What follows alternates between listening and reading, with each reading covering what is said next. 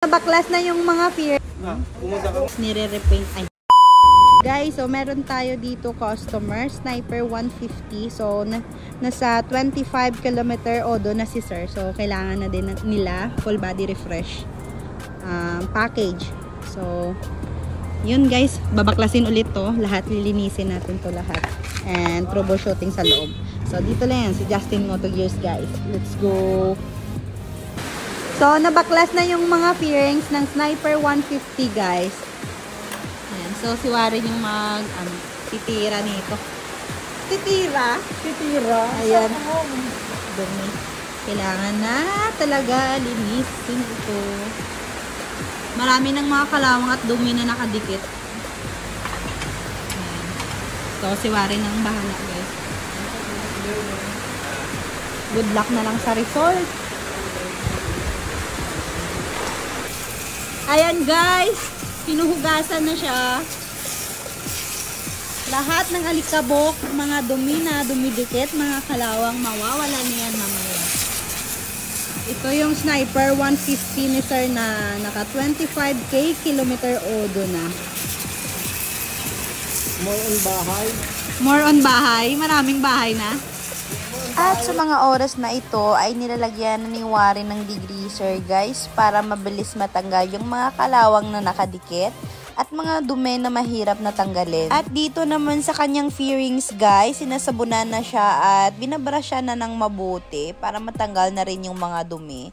So ayan, natapos na rin nga linisan guys. So lalagyan na yan ng wax, tas ito troubleshooting na ni Warren. At nilalagyan din yan ni Warren guys yung mga bakal na wala ng mga tinta. Lalagyan niya yan ng spray paint na itim. Syempre para maging bago ulit. So guys, okay na yung mga fairings. Nalinisan na rin at nilagyan na ng wax. So, ready na to bukas ikabit. Yan. Nilalagyan na ni Warren ng wax, guys. Patapos na rin to. And ito troubleshooting na lang to bukas, no? Troubleshoot na lang. At nagpalit na din tayo dyan guys ng fuel filter. Tingnan nyo naman yung fuel filter ni sir, sobrang dumi na. So pinalitan natin ng CRP fuel filter guys para maging bago ulit at para mag-smooth ang takbo ni sir. Nang takbo ng motor, hindi si sir. Busy day! Punuan tayo mga par. Puno. Yan. Shout out. Pati bulsa puno. Pati bulsa puno. Ayan, galing pa Bohol guys, pero na customer guys. Ayan, dyan.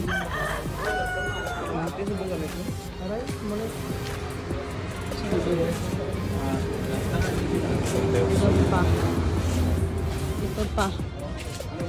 At nagpalit na din guys si sir ng oil niya. At ang gamit niyang oil dito is Havolin Super 40 20W50. Subok na subok at maaasahan. Kasi walang tigil pag Caltex Havolin. Eto guys, natapos na rin yung ating 28k kilometer odo na Sniper 150. So, pwede na ni sir dito ma-pick up. So, nagpalit si sir ng fuel filter, oil filter, nag-change oil na rin si sir. Lahat. And yun, tapos na rin guys. Pwede na itong ma-pick up dito.